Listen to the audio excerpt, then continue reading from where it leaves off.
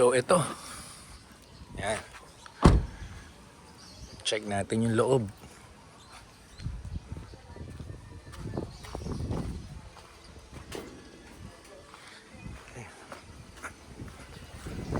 Dito nga pala yung daan.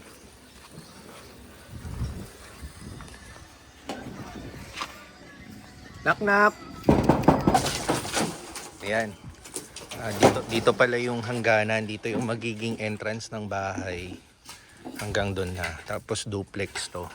So ito, garahe to, no? Ito po. Oo. Garahe, one car garage, yan. So garahe dito, garahe dito. So yun yung boundary niya. Tapos ito, nagiging pattern na rin yung construction nila. Yan, nauhukay na. So further, yan, wag na tayong masyadong umano dahil busy sila. Yan. So, yung ano ba? Holy Week, nagtrabaho pa rin kayo o pahinga? Pahinga po sir, 4 na araw. Pahinga, 4 na araw. Nagsimula lang kayong Lunes ulit. Opo. Oo. Ayun. Grabe na init ngayon, no? Oo. Iba. Ingat kayo sa init, tubig palagi. Tubig o ano sa inyo, cobra. Yan ang ano ninyo cobra no? Oo nga yung Cobra or Gatorade. hindi nila Okay. Sige, ingat. So yun, mag-check lang tayo, mga 10 minutes lang. So nakipag-checkahan lang tayo saglit. Then chinek lang natin yung ano no. So far so good. May progress. Okay. Ito po yung under construction na chine-check natin every week, once a week. So last week wala tayong chinek gawa ng Holy Week, no? Break din nila.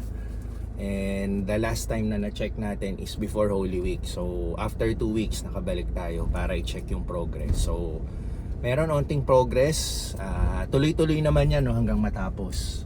So every week, once a week, i-check natin yan. So yun, magandang umaga po from Las Piñas. As usual, tirik na tirik ang araw.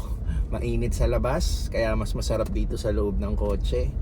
And also, wala pa rin po kaming ready hit go this week, no, for the second straight week. Last week, Holy Week, break. This week, break pa rin. Gawa ng kakatapos lang po ng first quarter natin for ready hit go. And mag-aano po tayo ngayon, inventory time for this week, yon. So next week na tayo resume. So meaning, bawas yung ating task for this week. Wala tayong gagawin any for ready hit go. Pero again, katulad po na itong ginawa ko, tuloy-tuloy naman yung ibang task natin. So right now, papunta po tayong sa amin. Bibisitahin ko na muna si mama. Mga more than a week ko na rin siyang hindi nakikita. Kakamustahin naman natin. And magdadala tayo ng pagkain ng aso. Yun, dual purpose, no? So later, si Tin siya magsusundo kay Pixar by Pixar's request. Yan. So whole day kahapon si Tin sa kanyang pagme-makeup. And gabi na rin siya nakauwi, no? Super pagod siya. So ngayon, wala siyang task ngayon, bahay lang siya. So ni-request ni Pixar na kung pwede siyang magsundo. Utak din to si Pixar Alam niya kasi, pag ako yung susundo sa kanya, most of the time na, no, especially recently, umuwi na kami ng bahay, hindi na kami nagmo-mall. Si mami niya kasi, medyo nauuto-uto niya pa. Pero aware naman kami, tinahayaan lang namin na gano'n. Kasi syempre, kahit papano, hinahayaan pa rin namin si Pixar maging bata na ganyan. Pero minsan sinasabi rin naman namin kung bakit hindi kami nagmo-mall. Tulad ako, 'di ba, ano na tayo, nag-healthy living na tayo padahan-dahan. Hindi ko sinasabing completely. Meron pa rin minsan na ano tayo ng temptation, pero kahit papano malaki yung naibawas ko sa aking lifestyle, no, lalo na pagdating sa eating lifestyle. Yan. So alam kasi ni Pixar, uuwi na ng diretso, wala nang mall. pag sila ni Mami, pinagbibigyan pa ni Tinsel and ano. Paminsan-minsan naman, 'di ba? Nagmo-mall pa rin naman kami ni Pixar like once a week, twice a week. Para rin naman nandun pa rin yung bonding namin mag-ama. Ayun. So, ganun. Nag-request talaga siya na pwedeng si Mami magsundo sa kanya, hindi ako. So, yun. Right now, hanap muna tayo ng pet store. Bili muna tayo ng food ni Lola, yung aso po namin, na si Mama na ang tagapag-alaga. And at the same time, bibisitahin na rin natin si Mama.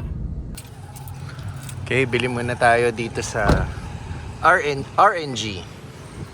Yan, dito yan sa loob ng Moonwalk Village.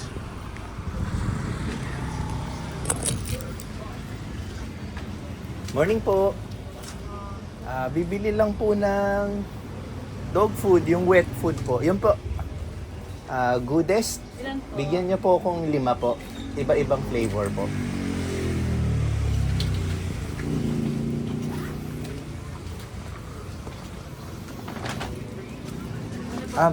May dry food pa pala sila. Yan lang po. 5 po.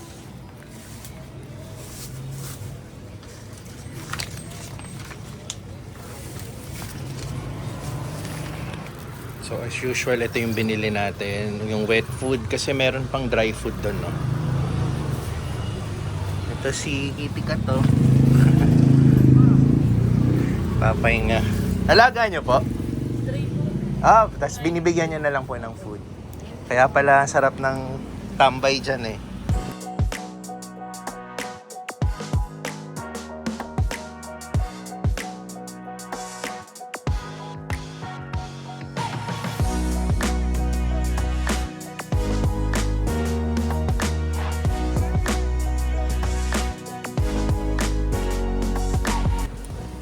Okay, dito na tayo sa amin. Bisita time tayo kay ano. Ito nga pala si Lola, oh. Lola! Tisoy! Ito po yung aso ni Papa, yan. Nasa Taiwan po kasi si Papa eh. Ito po yung aso namin. Ma?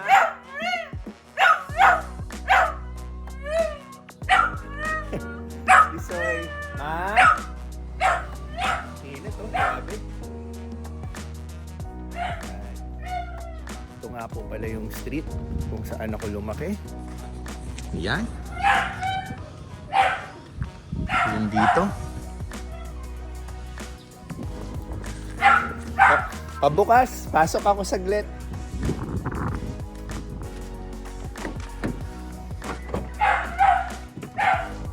Dalhin natin yung food. Yung binili natin. Wet food muna tayo kasi yung dry food marami pa. So bumibili kasi tayo ng dry food and wet food.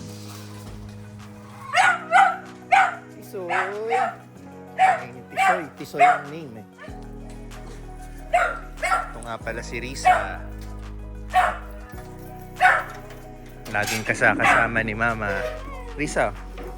Yan. Si Mama may kausap? Oo. Ma? Hello? Hello, Lola girl. Nasaan si Sam? Ay, si Sam. Si Cap. Meron silang pusa dito bago eh. Mailap pa. Lalo na dumating ako, hindi ako kilala. Nagtatago lang yun, no? Saan ba kayo umu-order ng tubig? Doon pa rin sa dati? Hindi naman kami nagpalit. Ang dami yung, iniipon nyo ganito karami bago kayo bumili?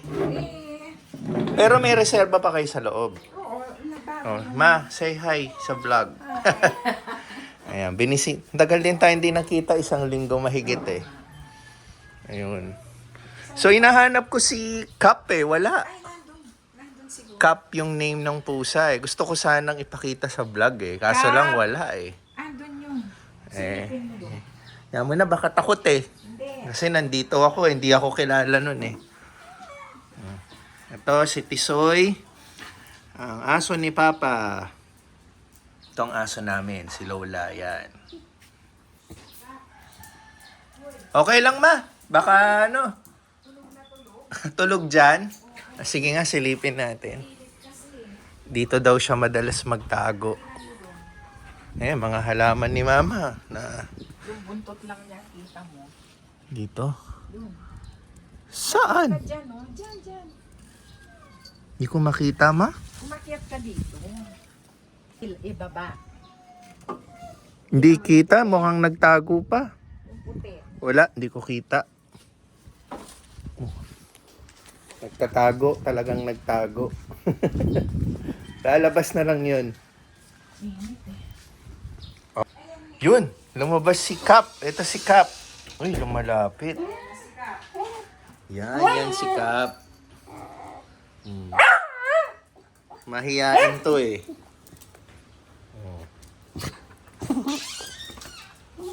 Cap. Uy, nahawakan ko na. Kap! Sweet yan. Pag Oo nga nakakita eh. ako, lulundagan-agad ako eh. Oo nga, mabait. Ang bait yan. Hindi, yung una na iilag-ilag pa eh. Siguro, bago kasi. Ngayon lang ako nakita eh. Maano na yan. Hello. Yan. Kamukha niya din si Joe, yung nawala namin. Ayan. Super lambing daw pala nito. Yan. No, Sam? Ay, Sam ako ng Sam eh. Si Cap Si to Cap. eh. Cap. Kamukha niya kasi yung dati niyong pusa eh. Kap. Kap, kap. Oh. Ayan, no?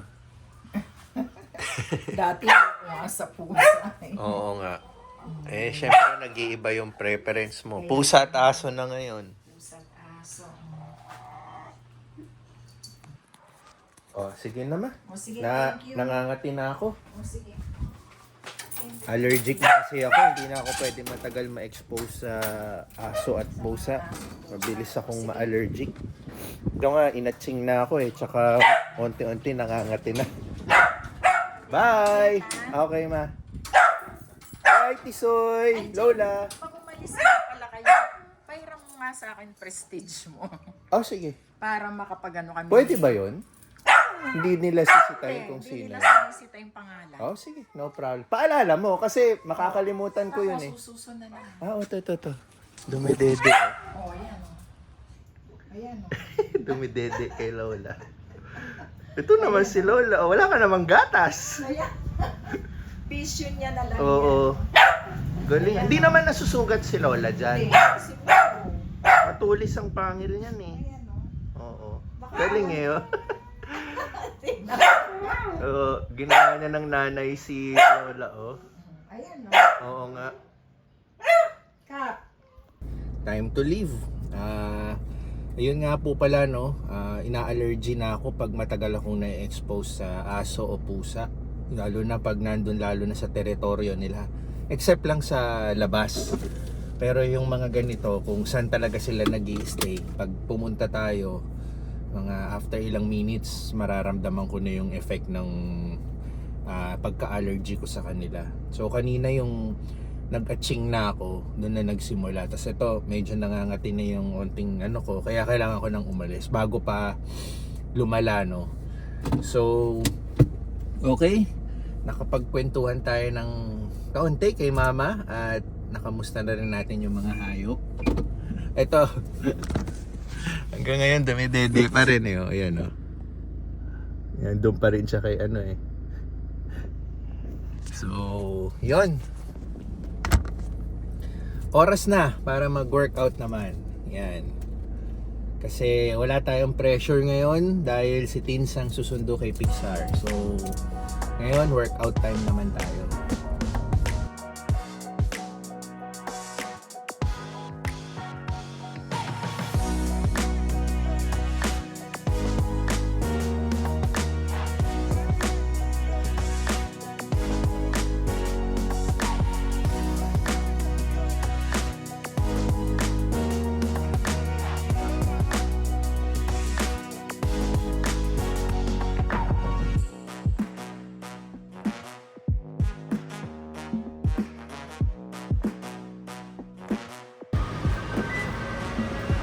Okay, dito tayo sa Robinsons na.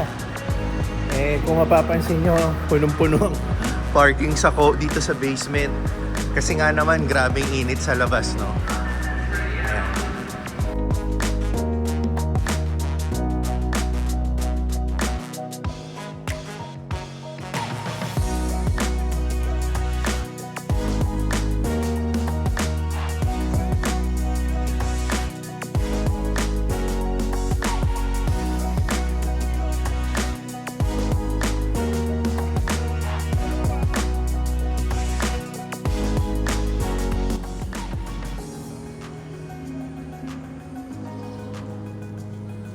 buffet.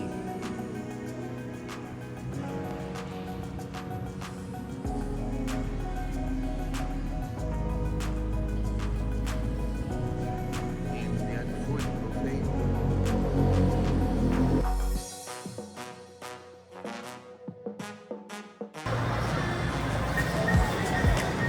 Workout done. So since nandito tayo sa Robinsons, isa lang ibig sabihin, no, hindi tayo makakapag-yogurt kasi sa South Mall lang yun. Pero ang meron dito is yung taho. Yun ang magiging lunch natin, taho. Saka magte-take out na rin tayo ng soya since nandito na tayo. So para may stock tayo sa bahay. So as usual, dun tayo sa Soy Yummy. Yun ang ano natin. Ito. Ang pamasad siya naman. Ito, dun sa taas.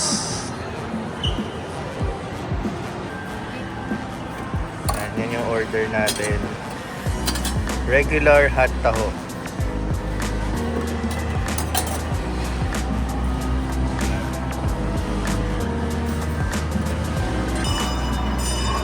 Okay, oras na para umuwi.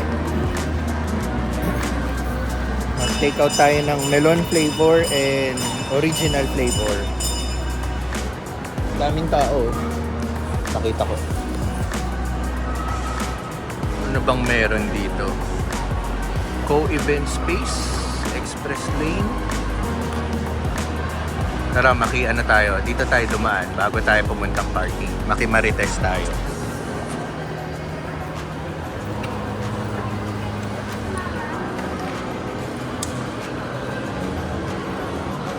Ano bang meron dito? Magparehistro. Rehistro ng ano to? Daming tao. Miss, saan rehistro to? Sa Comelec po. Okay, Comelec. Rehistro pala sa ano?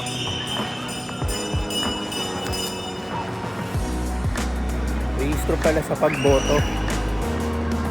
Kaya yung mga hindi pa registered voters, pwede na pala magparehistro, no? Okay. Oras na para umuwi sa bahay. I think wala pa sitting sa Pixar, no? Kasi nga dediretso sila sa mall. Magbabanding silang mag-ina. So tayo lang muna sa bahay at magpapahinga na lang muna siguro tayo. So hindi ko pa alam kung may mga task pa akong gagawin later. Pero I think sa ngayon wala, dahil wala nga kaming ready hit code this week, no? So medyo nabawasan nga yung ating task for this week. So yun nga, no, kahapon, di ba, kahapon ba yun? April 3 nga pala ngayon. Kahapon, April 2, yun po yung naging busy po si Tinsel. Whole day po siyang nag-make up sa dalawang bangko. Isa sa BPI at isa sa HSBC, no? Isa sa Makati at isa sa BGC. Yun. Gusto ko lang i-share yung pinost niyang video sa Facebook. Yung Reels yata or basta video. Basta pinost niya sa Facebook yun. Kasi proud ako sa asawa ko, gawa ng sobrang level up na talaga yung pagme-makeup niya, no? Kaya kayo, kung may kakilala kayo, gusto niyo magpa-makeup, ipopost ko rin dito yung contact details ni Mrs. Saan nyo siya mako-contact para magpa-schedule ng makeup. Pero ito yung video na ipapakita ko rito yung pinost niyang video.